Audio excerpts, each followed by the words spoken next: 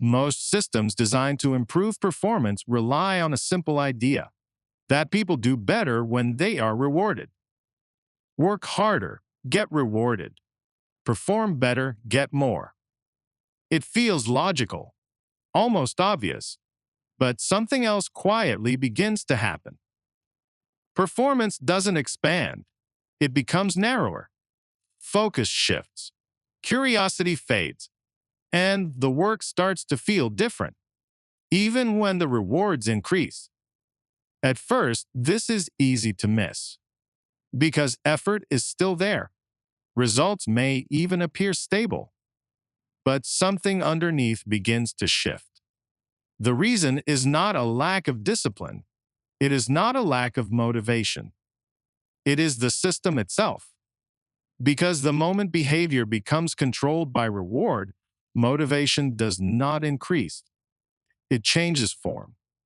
And this change alters how people engage with what they do. And this is where the pattern becomes clearer.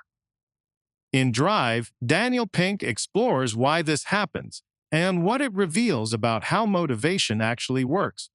So the question begins to shift. If rewards can increase effort, why do they reduce engagement? When incentives increase, we expect effort to rise with them. And in simple tasks, this often appears to be true. Offer a higher reward and output increases. But this is where the pattern begins to change. When the task requires thinking, or creativity, or sustained attention, performance does not expand. It begins to contract.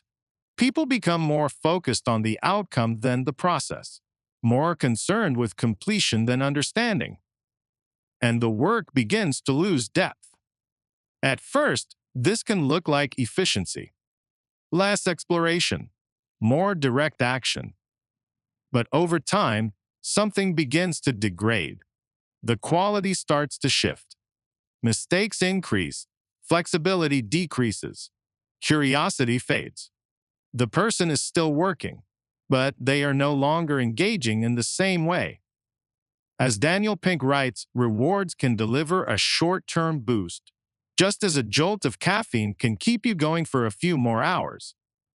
And this matters, because what appears as motivation is often just temporary stimulation. And stimulation cannot sustain meaningful performance. So the question begins to deepen. If rewards can increase effort, why do they reduce engagement over time? The answer is not immediately obvious, because the logic of rewards feels deeply convincing. From early childhood, the pattern is reinforced.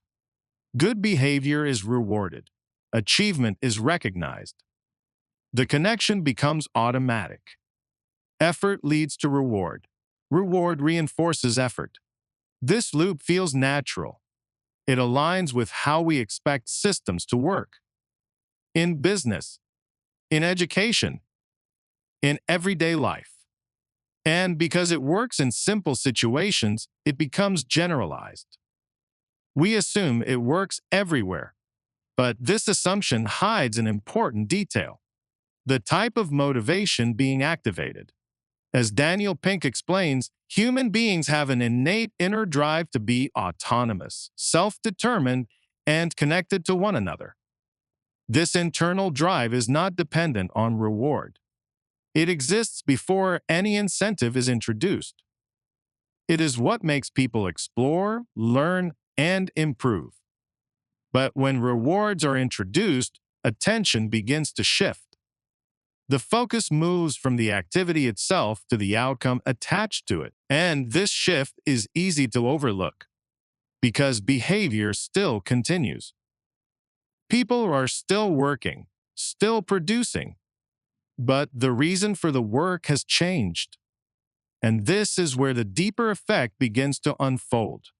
Motivation does not disappear. It becomes redirected. From internal interest to external control, the person is no longer acting because they want to.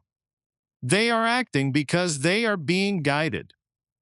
And the difference between those two states is not immediately visible.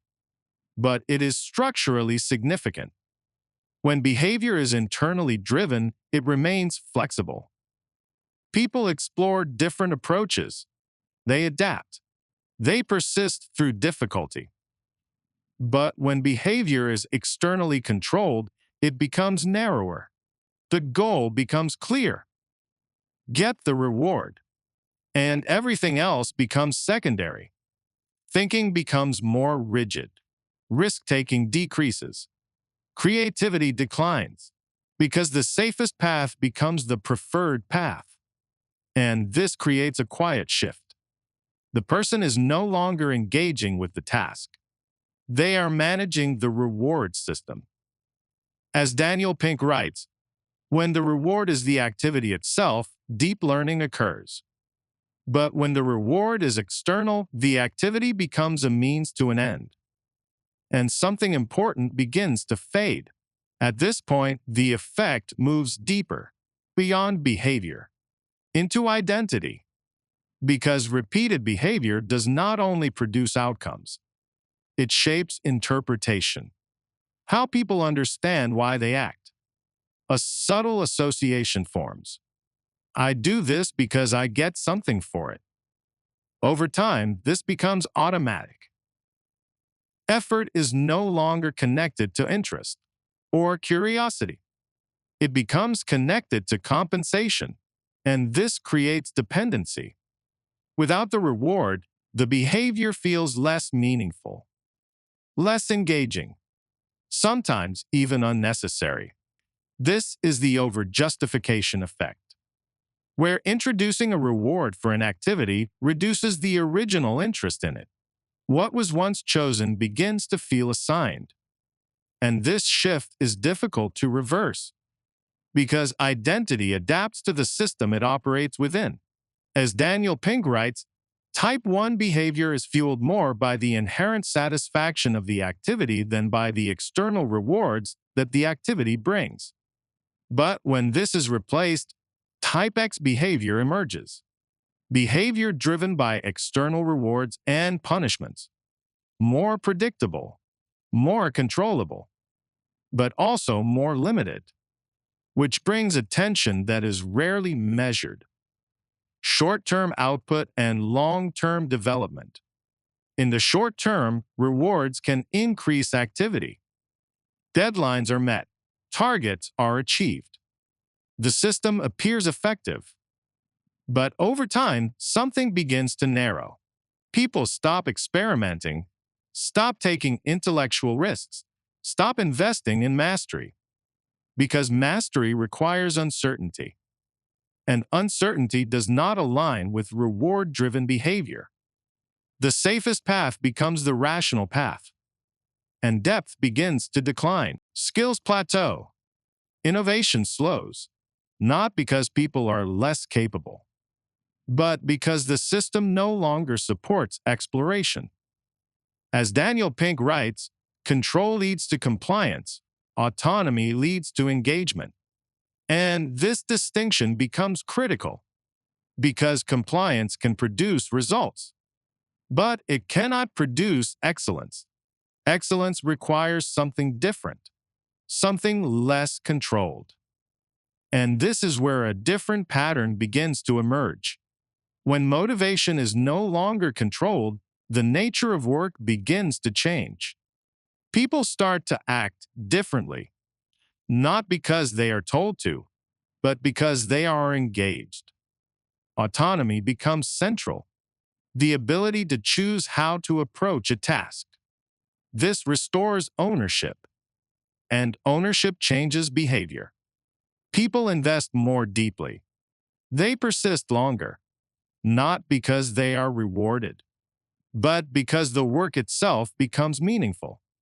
Mastery begins to emerge, not as a target, but as a process, a continuous refinement of skill, a willingness to improve without immediate reward. Effort is no longer transactional. It becomes developmental. Purpose provides direction, not as a slogan, but as a stabilizing force. a reason to continue beyond immediate outcomes. And together, these elements restore what was lost. Not effort, but engagement. As Daniel Pink writes, the secret to high performance and satisfaction is the deeply human need to direct our own lives, to learn and create new things, and to do better by ourselves and our world. And this returns us to the original assumption that rewards improve performance. At a surface level, this can appear true. But underneath, something else is taking shape. Motivation is being reshaped from internal drive to external dependency. And while this may increase output in the short term, it reduces depth over time because people are no longer engaging with the work. They are responding to the system around it. And when the system changes, so does their motivation. But when motivation is internally sustained, it becomes more stable, less reactive, more aligned with long-term growth. So the question is no longer whether rewards work. It is what they quietly replace. Because the most effective systems do not control behavior. They create conditions where motivation can emerge. And once that becomes visible, performance is no longer something that needs to be driven. It becomes something that continues. If you start to notice this pattern, you may begin to see it in more places than expected. In how people work, in how systems are designed, and in how motivation is shaped over time. And once that becomes visible, it becomes difficult to approach performance in the same way again. If this way of thinking continues to resonate, there are more ideas like this to explore, not as answers, but as ways of seeing patterns that are often missed in plain sight.